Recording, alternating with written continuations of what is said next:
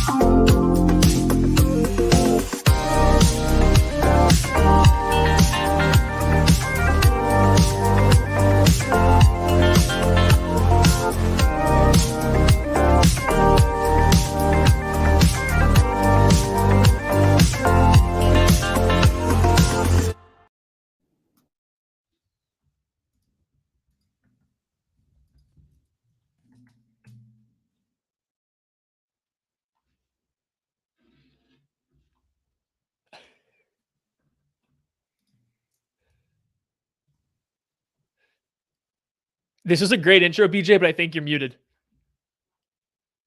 I'm good at this, everybody. Well, I was going to say, nailed it.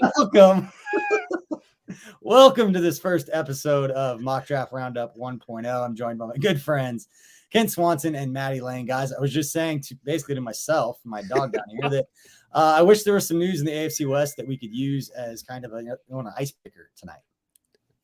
Right? Like, I mean, like, has anything happened? I mean, this is the start of the offseason. I'm really excited that we're finally getting some news because, like, I don't know about y'all. I was really looking forward to more of just, Chiefs Kingdom and everybody just kind of eating each other alive. But now we all have something to actually have some discourse over.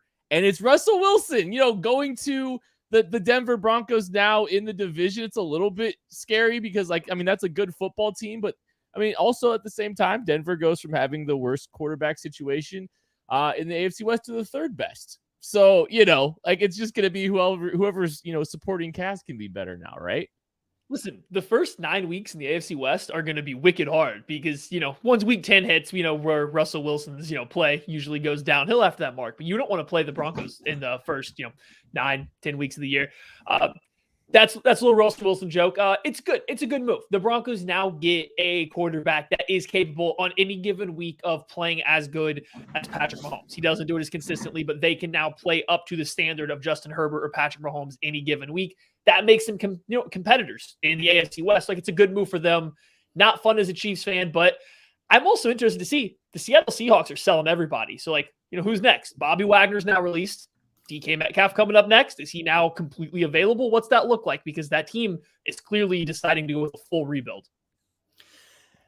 Yeah, I saw that the news popped up of, Tyler Lockett possibly being available. There's random Chiefs rumors of DK Metcalf going for a couple picks. I know Maddie's been all up in Twitter conversations, wasting time having those conversations. But the story came out and Mitch Morse actually responded. I actually texted him and I was like, is this really you? Did you really just respond to this?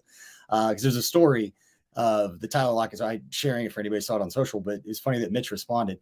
So back in whatever year that was, that Tyler Lockett and Mitch Morse, that draft, Garrett, I think it was, I can't remember who the former Chiefs player was, but there was a former Chiefs player that announced the pick. And the way that he announced it was, and from right down I-70. And I'm like losing my mind in our office, like, Tyler Lockett's coming. They're like, Mitch Morse. And I was so pissed. And like, I was throwing everything. I was so mad. It's funny because Mitch ended up being somebody I was close with, had a good relationship, but I consistently multiple times told Mitch that his name was not Tyler Lockett. Well, and you know what? Hey, Mitch Morse didn't turn out to be a bad player either. Like, he had a very nice career here in Kansas City. So, like, it wasn't like all doom and gloom. The Chiefs still got a good deal out of that too. Yeah, he left to sign he was the highest paid center in football for a little bit after Rodney Hudson, and then Mitch Morse followed up. And now look, Chiefs got another guy who's probably going to do the same thing. That's pretty impressive. They're pretty good at locking those centers up. They've been going one after the other for a while. Listen, tight ends and centers. The Chiefs don't miss on tight ends and centers. Wherever they go with those two positions, you just got to pay attention. Absolutely. All right, let's get right into this mock draft roundup. We have got 6 mock drafts that have been posted in the last couple of days that I want these two guys, these analysts, these experts in the NFL draft, and Kent and Maddie. Yeah, you guys do a draft guide. You guys have done a great job. You are the foremost experts when it comes to Chiefs draft. And for anybody who's kind of watching, I appreciate all the comments saying like I'm back. Yes, I am back doing some content every once in a while, hopefully doing some more as I get all this other back end stuff of KCSN done. But I will honestly say I DM these guys all the time, asking them questions about players and picks, because I've been editing a lot of videos, and it's always like, hey, is this guy like a 6th round pick, or is he like a top 5 player?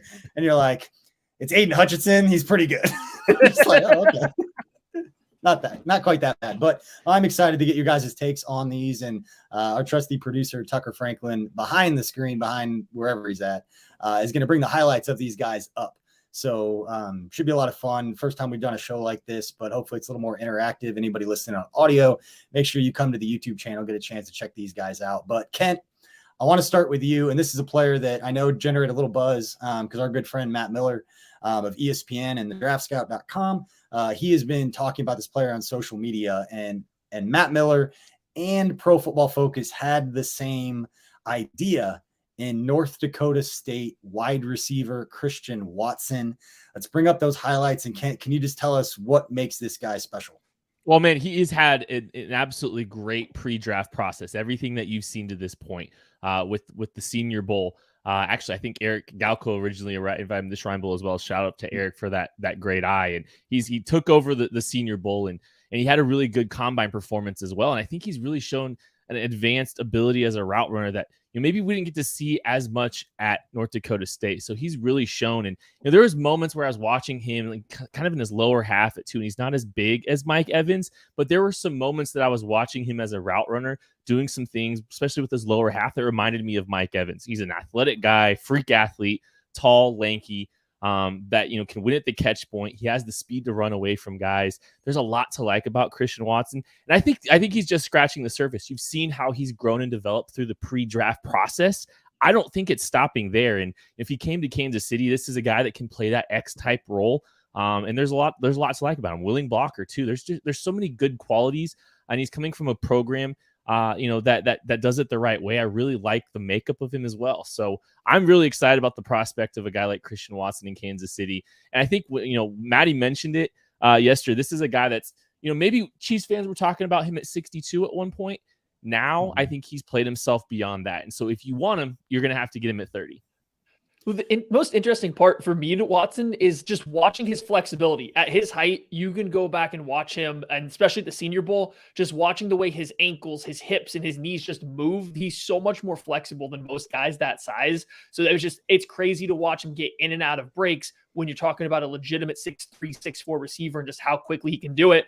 I think it's funny that you mentioned, him in the second round, because that's actually Dane Brugler had mocked him to the Chiefs in the second round in his most recent mock. So that's fun. We're getting a guy that's been 3 out of the mocks that have come out since then from these reputable sources have him going to the Chiefs, as if there's almost some kind of need for that big wide receiver or something for this team.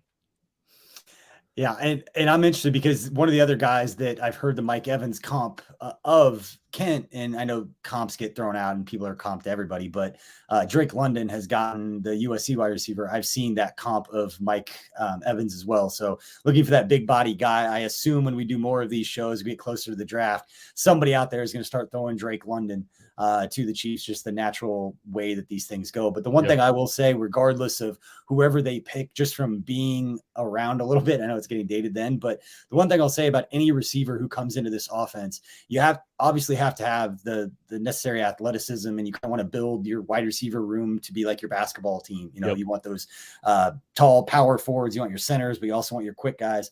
They need that power forward, that bigger guy you guys have been talking about.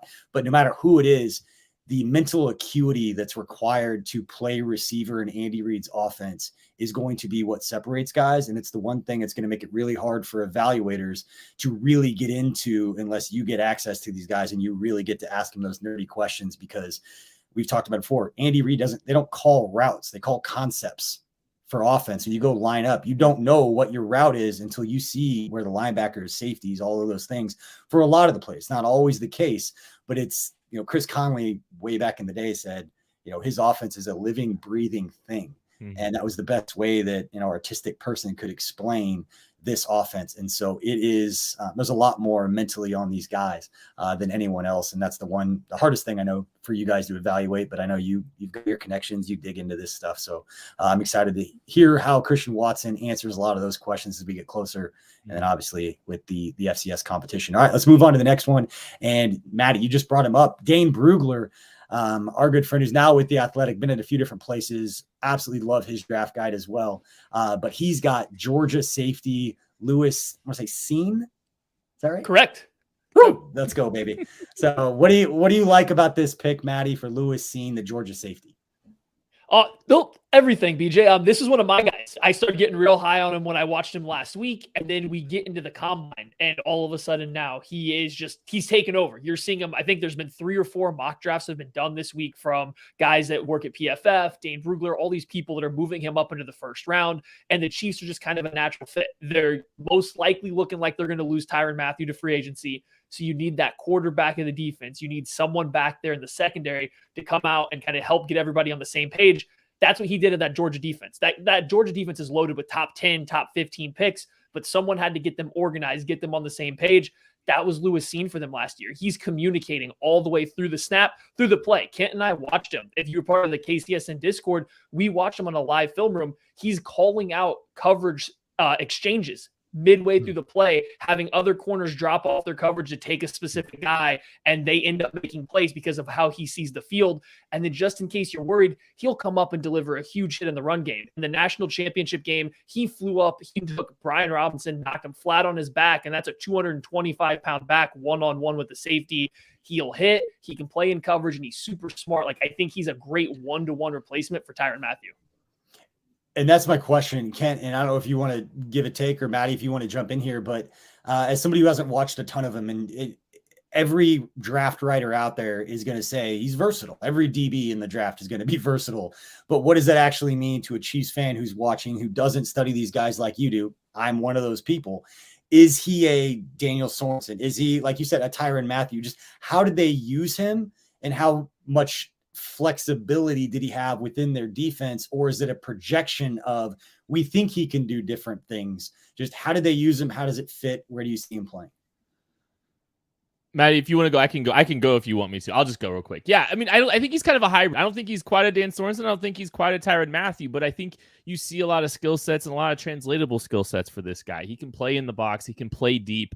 And he's got, the ability to play a little bit in the slot too. And he's got the mental acuity and kind of the stuff that you see in the makeup mentally that you see from a Tyrann Mathieu. So there's kind of like a hybrid in between both, but the physicality's there, the coverage skills, the instincts, they're all baked in there. So I don't know if he's necessarily, you can put him in a box, quote unquote, literally and figuratively. He's not just a box safety. He's a guy with a lot of versatility to his skill set. And so I think, it can go a lot of different places. And I think that's the kind of safety this team needs. They need a guy that can be versatile and do a lot of different things. Yeah. All right. We see a lot of comments over here asking about a particular Michigan safety that may or may not be mocked in another one that we may or may not be getting to here pretty soon. But all right, let's move on to the next one. I think when it comes to guys who play premium positions, especially guys like that, playing at Georgia in big time games, obviously being the MVP of the national title game, that stuff matters for certain positions. It doesn't always matter, but you're asking to be a leader of the defense for a guy like that who's going to play a lot of different spots, who's seen a lot of different things. It's big time. So let's move on to a player that I recognize, which means he's probably going to like top 10, but that is a pick. And this one's for you, Ken. This is from CBS Sports. They have us taking at number 30, Ohio State wide receiver Chris Olave. Yep.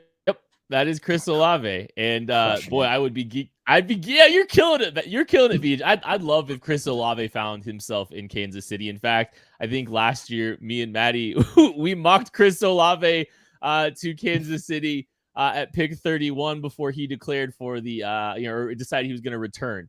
And Chris Olave, I don't know if he's your traditional X-type receiver the way Christian Watson really could, but I think Chris Olave is a guy that has a lot of versatility to line up all across the field. And, we've talked about this a little bit, in the pre-draft process here on KCSN. I think Chris Olave is a guy that, maybe he's not your true traditional X, but he can line up at X. He can line up on the line of scrimmage. He can beat press a little bit. But he's a guy that, you saw Sammy Watkins getting, dropped into those bunches or, bunch concepts and isolating Travis Kelce on the backside. They don't need necessarily always a true X. Maybe they can find some ways to utilize him in a variety of different ways. And this guy can line up anywhere. And he's got some downfield ability. I think he's a natural hands catcher. I think he's one of the best route runners in this class.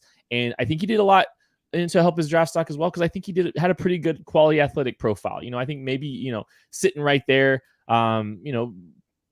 above tier athletic profile, I would say. He didn't blow things out of the water, but I think he checked that box, and it was a good week for him. And I would love the idea of him in Kansas City. He's a versatile guy that can do a lot of different things. Maddie, I want to ask you this question because I already see it. Kyle Coffey jumped in. I knew somebody was going to say it, saying there's no chance that Olave is available at 30. And my question is, and it's not to call on that point, but we're 7 weeks away.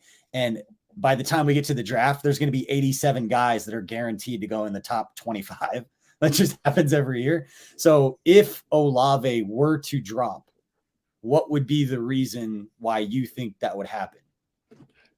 This wide receiver class is really, really good. I mean, we've already mentioned Drake London. We've mentioned Christian Watson. I think we have another wide receiver of the first round coming up here in a couple minutes. Then you have, Treylon Burks, and you just have all these guys. There's only so many draft slots before the Chiefs pick. Getting a sub 190-pound wide receiver that ran really, really fast, but it wasn't like he was close to setting the combine record like other receivers had been in the past. So you're getting a deep vertical threat that's really good, one of the best route runners in college football. And I love Chris Olave as a player, but I think it's really hard to cement him in as a first-round pick when you compare him to these bigger, kind of more NFL-sized wide receivers going forward. Fair. Very, very fair. Let's move on.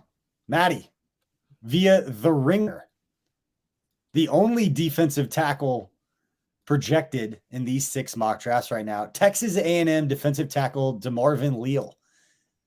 How would you feel if DeMarvin Leal was the pick? So there was no chance we were going to make it through 6 mock drafts without getting, some slight upsetness. And this is it. This is the one that brings it. And it's DeMarvin Leal. And of course, it's going to be from, me, because I'm not always the most sunshine. Leal? Here it is. Hold on. Leal?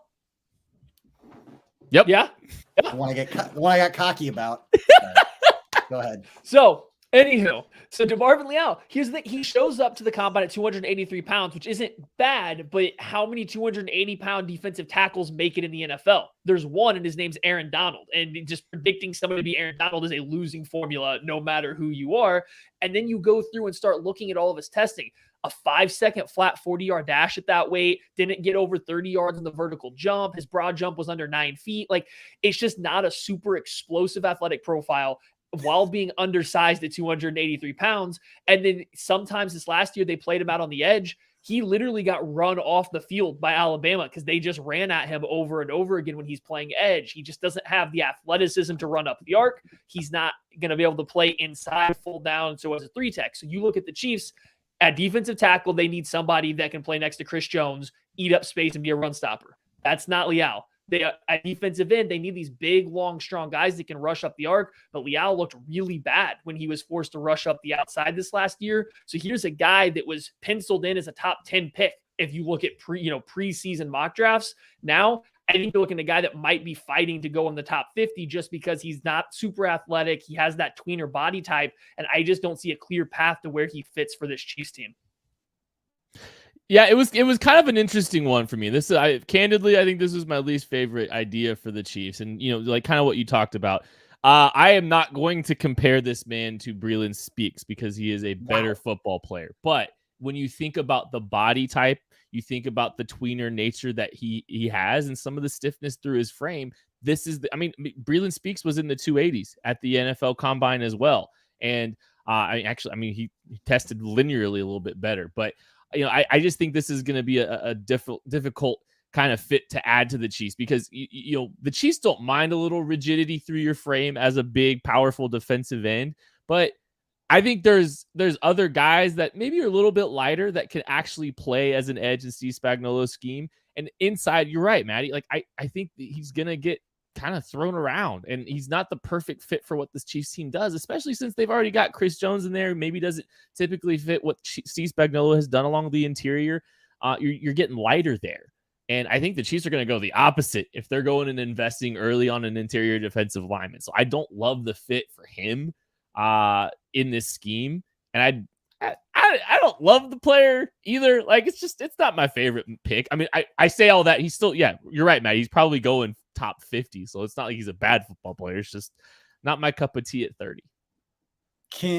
And I get a Tyler Endicott asking if we get Matty a better camera. It's an internet thing. Tyler, you must be new. Listen, I actively have a new router on the way. I'm trying something new. We're going with some, 4G, 5G internet. It's on the way. The problem is it takes them 3 months to ship anything out here right now. So who knows when it's actually going to arrive, but it is on the way. So hopefully that helps. All right, guys, I'm going to take a quick detour of this, and I have no idea where he's projected. So just tell me if he's a top 10 pick, but you talk about defensive tackles, big guys that got to move. Pretty sure I saw a 300 and something pounder run like a 4.6 in Jordan Davis. Where's that dude getting drafted? Because I'm not going to get excited about defensive tackles, but the last time the Chiefs took a defensive tackle really high that was a great athlete, slowly lost his mind for like 4 years. And Dontari Poe was awesome before his back went out. So where's Jordan Davis going? And would you like that pick if he was on here?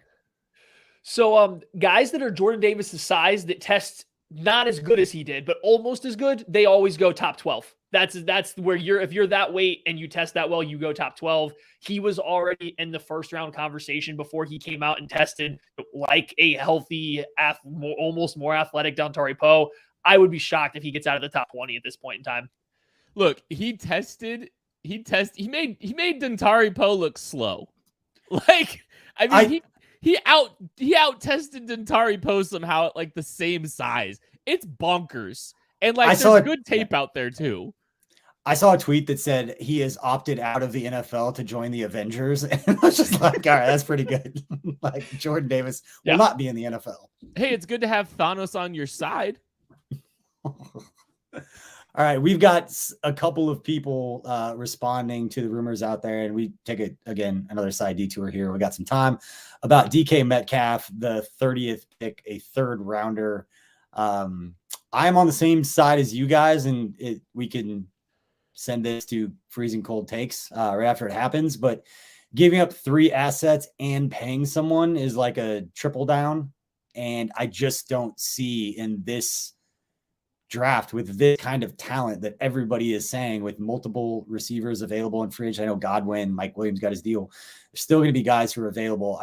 Giving up draft picks and compensation is what you do when there's no pass rusher available and you're stuck. The Chiefs aren't stuck with receivers right now. That's my 2 cents. That's why it doesn't make sense to me. My only counterpoint is if the Chiefs do feel that they strongly need a wide receiver, what you're talking about, what you're framing is exactly what they did with Orlando Brown and exactly what they did with Frank Clark. This team has had a propensity to give big, giant, expensive contracts to veteran players and pay a bunch of draft capital to earn the right to do it. And they've done it a couple times now. And that's my only pushback. If they really value wide receiver, they love, this is the kind of, this is the kind of thing that they've done in the past historically. Then they should have. I would just say that the value of whatever receiver they're going to get at 30 is better than the value that LJ Collier brought as a pass rusher at the end of the first. You're not getting a pass rusher at 30 who's half decent unless you just get lucky.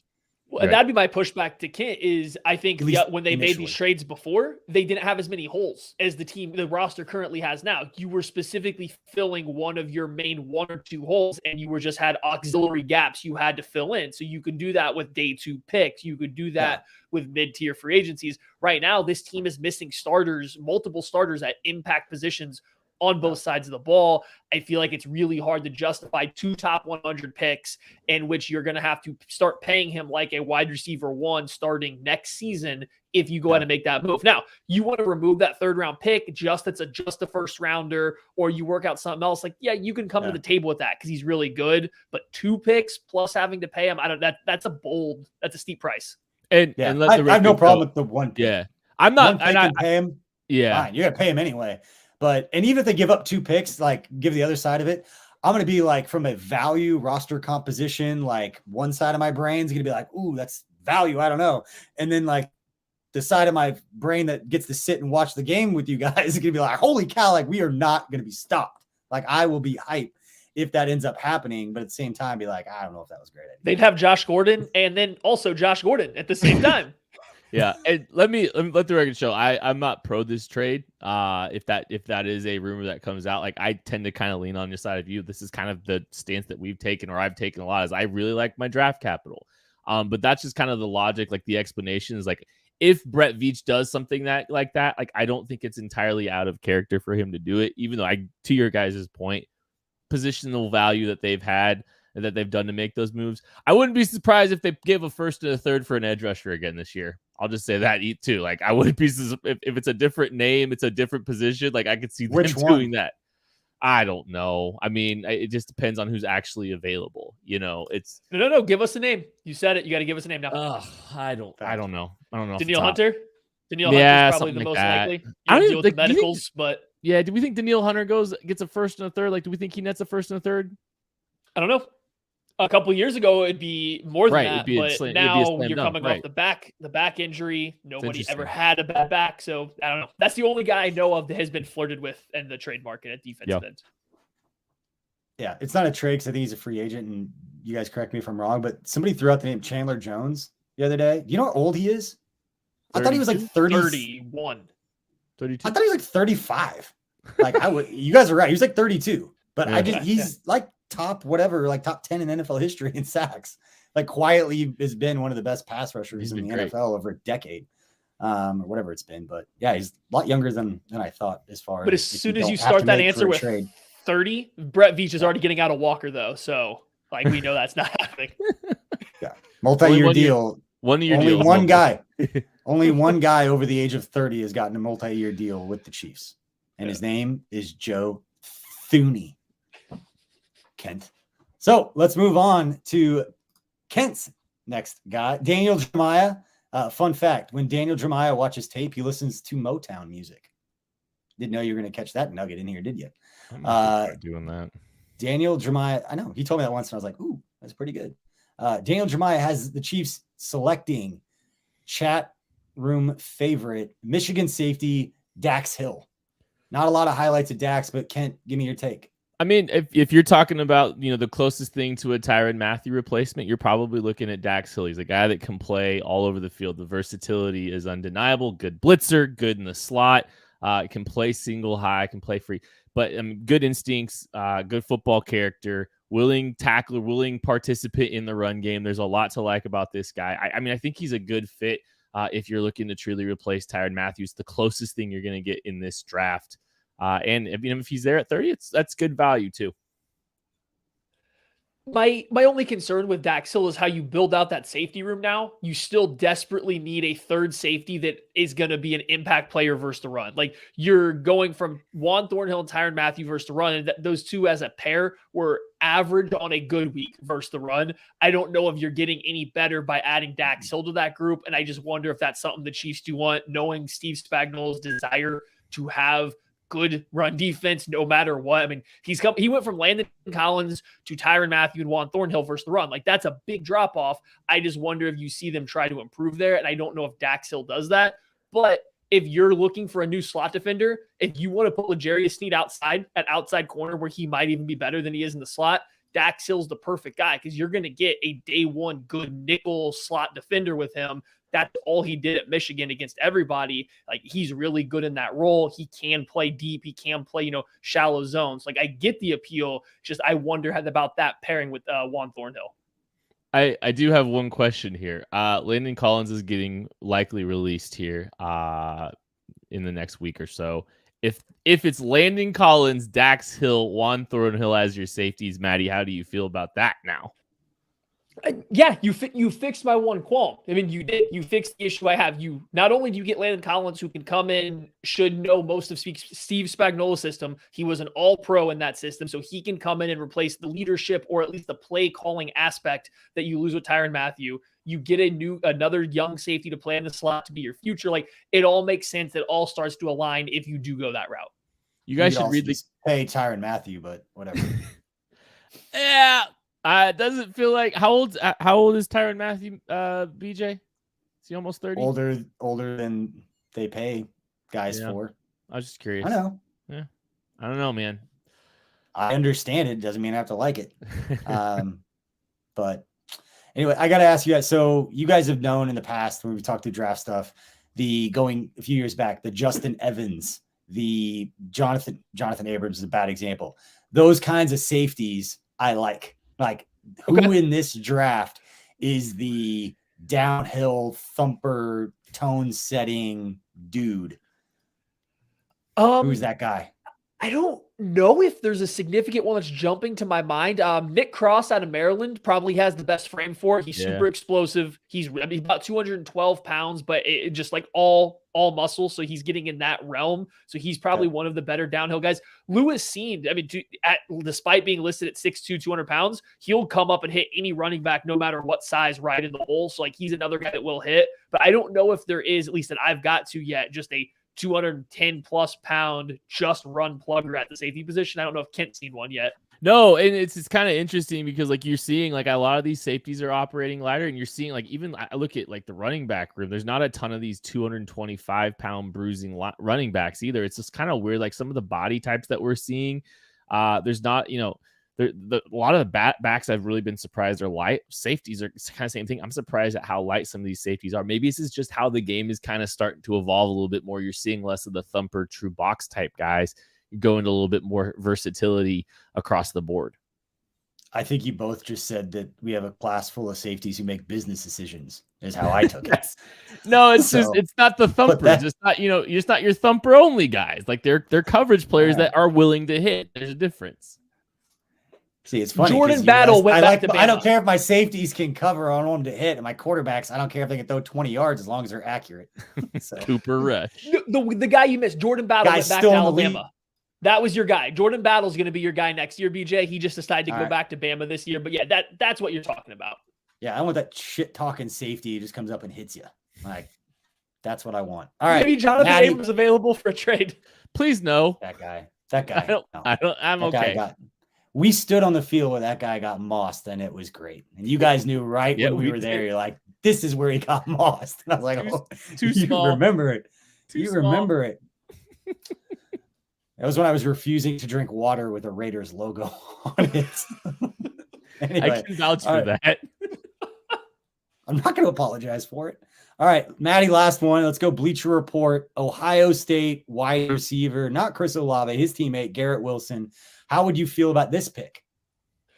This is interesting because Garrett Wilson's a lot of people's kind of wide receiver one heading into this class. And you start to look through some of his highlights or some of his film and then the athletic testing. And he's really good at a lot of stuff, but it's really hard to see what he does that separates. But then I think after you watch enough, it's the body control. In and out of breaks, he's very quick. So whether he has the best, short shuttle or 3-cone time or anything like that, he's just really quick in and out of his breaks. His body control when he's tracking the football, elevating to go make a catch is absolutely phenomenal. So he's a little bit slighter, 5'11", 6 feet tall, 183 pounds. He's not your prototypical X receiver, but he's not necessarily a downfield guy. He wins shallow. He wins in the intermediate area with his route running and his ability to make adjustments on the football. So he's going to be very much closer to a Jeremy Maclin playing the X wide receiver than a, DK Metcalf playing that same position. My only concern that I have with the Chiefs is just he really does struggle to get off press. He's got a slight frame. He really has a hard time getting off the line of scrimmage. So if he's there, you'll have to work on him with that. But I mean, the talent's good enough that he's there at 30. If he falls that far, you can't be upset making this pick, especially after he came out and ran a sub 4.4 when everybody thought he was going to run, one of the slower wide receiver times at the NFL Combine. Yeah, I definitely think he made himself a little bit of money with what he was able to do, especially on the 40-yard dash. But if you're asking me if I'm taking an Ohio State wide receiver, I think I like Chris Olave as a fit better than Garrett Wilson. Same. I mean, it's not to say that he wouldn't have a lot of success here in Kansas City. He would definitely would, but I think Chris Olave checks a lot more boxes for what the Chiefs need. Guys, we're going to take a quick pause here. I didn't think he'd actually join, but we have a special guest who's going to join the show. Oh, you're dark, man. Ooh, this is even better. You can't even see who it is. I have the light on. You can't see me? He cannot see you at all. It's going to be a guess. Who in the chat room can tell us who is joining us right now? It's too late. There he is. I need this beard. I need this beard in my life. Yeah. Oh, it's Mitch Morse. Still dark. Yeah, Still dark, but I'm You're backlit. fine. It's just enough of your beautiful. I just came on to tell how much I hate BJ, aka what I can't say on air, Kiss. Just a real turd. Just a real piece of shit. I'm just glad that you Get can him. come on and Although I'll vouch for tell the you- fact that I although did I'll call tell you you, not BJ Tyler Lockett got- a few times. It did happen, and I'm sorry. Every chance he got. Every chance he got. It was horrible. And but I will you're still probably think that 7 years later. But so BJ actually gave me an idea for my wedding. Do you remember that? We sat down. I do. And, You used to sit with us at the lunch table. and we would just verbally assault each other in the food court. Yeah, it was great. Would you like to share what the idea was and how it worked over really well? It went it went great. So BJ, I believe if was we were talking because my wedding was coming up and he said for my wedding, and I was already thinking like I don't care.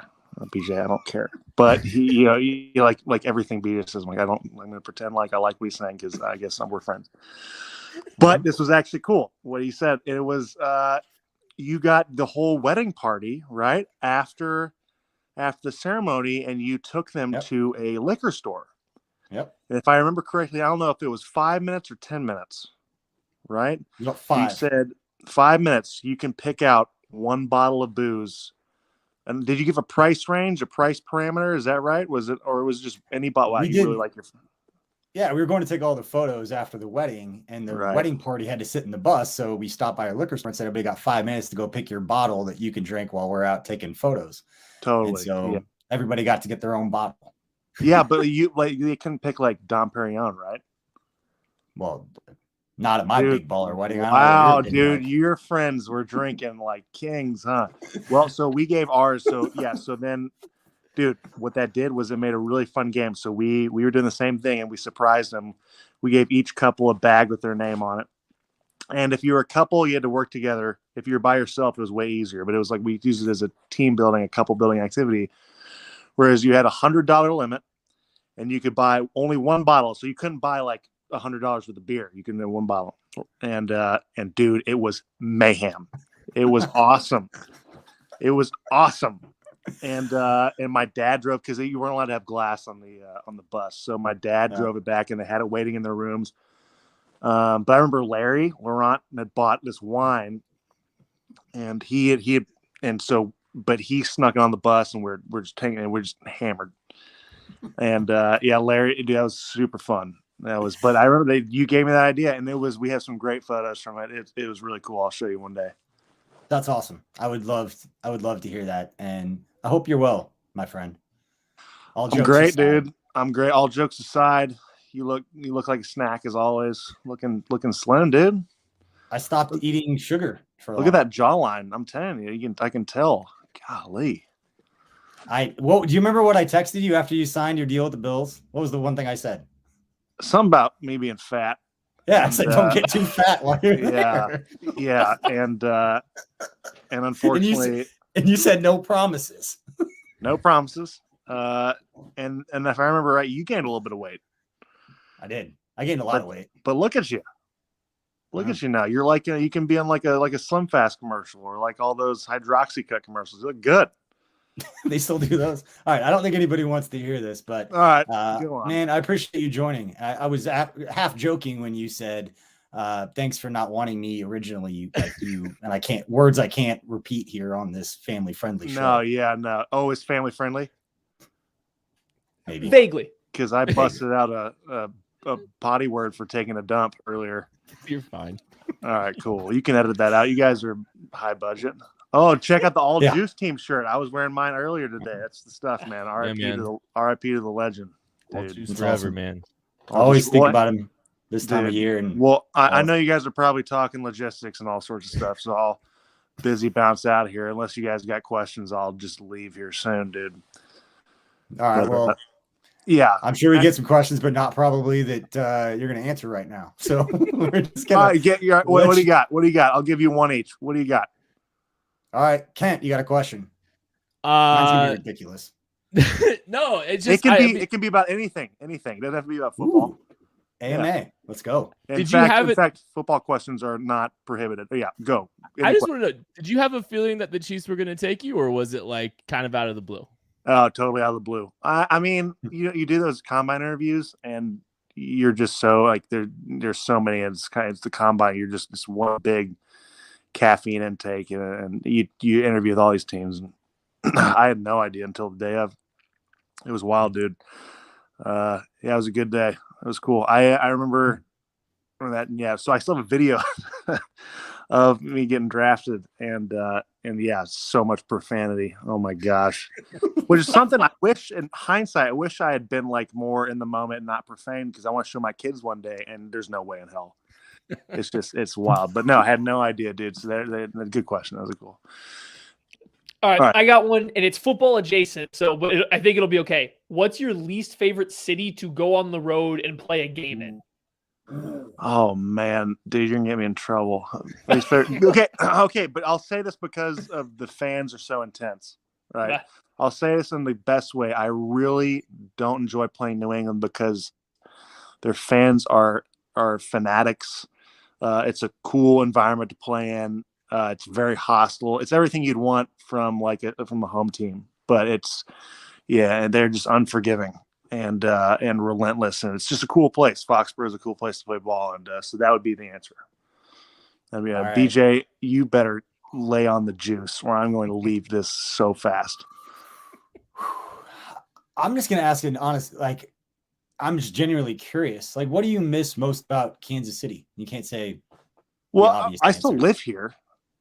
I know, but I wasn't going to give that away. I was like, during the season. Well, I'm not going to give my address, but I still. So I mean, I still live here. Yeah. What do I miss during the season? I guess. What do you miss most? What do I miss about? Oh, Jesus. What do I miss about during the season? My wife and I would have on Friday nights. We go to Fuzzy's Tacos over off on, and they changed it. But what I missed was being able to go to Fuzzy's Tacos, and it was kind of my wife and I's deal before kids. Really cool. I know that's not what you were asking for, not what you wanted, but that's the question. I wanted real. Yeah, real revolves around me and my fat ass eating Fuzzy's Tacos Fridays and just eating the week's. You know what? I'll share a real story because they're like statute limitation. Like we can share this story now because I used to go and talk to you to get quotes in the locker room. True. And all you ever cared about was not pissing. Like, I'm a center. I don't want to make any, I don't want to do any, I don't want to say anything. I went out there one day during OTAs to interview you, and you just got done with your Oakland Raiders. It was the Raiders day. And I asked you about there was generic question hey, how does it help you to study even during the off season, the different schemes? And you're like, what? You said something. It was me and you one-on-one, a recorder for a transcript for a written piece. You're like, well, we work on a lot of things, and I don't want to get into specific yada yada. I was like, Coach Reid just talked about it on the podium. You're okay to talk about this? You're like, I don't know that. I don't know about any of that. I was like, the jump. You're not giving anything away. No, no way in hell. I still don't trust you. I can't believe. I can't. You know that people have to read all this stuff. Yeah, I don't know. It was just funny talking to you because you were like, not doing it. It's you're not going to get in trouble. Trust me. There's two different Mitches completely. I mean, there's, but yeah, dude, you did that. All jokes aside, you were if I say the one thing I miss from the old days is banter with you at lunch. You're a real one. And so that's what I meant. Yeah, of course, man.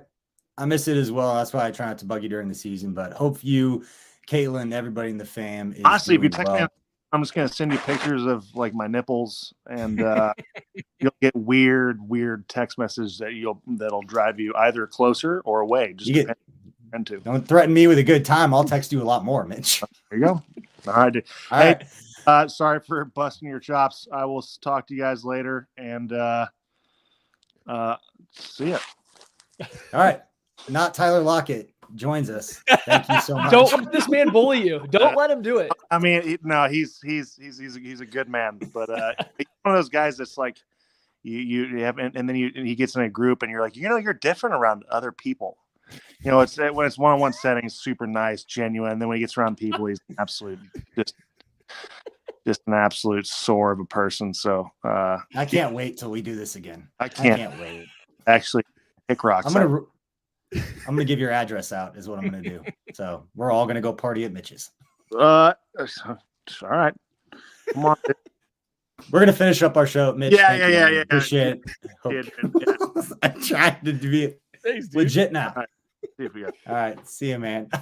That's why I was laughing earlier on the show, because I was texting him. I was gonna bring it up and be like, he's not coming on. Like, he's not gonna do that. So I didn't say anything. I was like, former Chief Center is like swearing at me in the text message. So I miss that dude. He used to, seriously, he used to come and sit and hang out with us in the lunchroom. And he rarely ever talk about football. We just BS about all kinds of other stuff. He's awesome. My favorite people.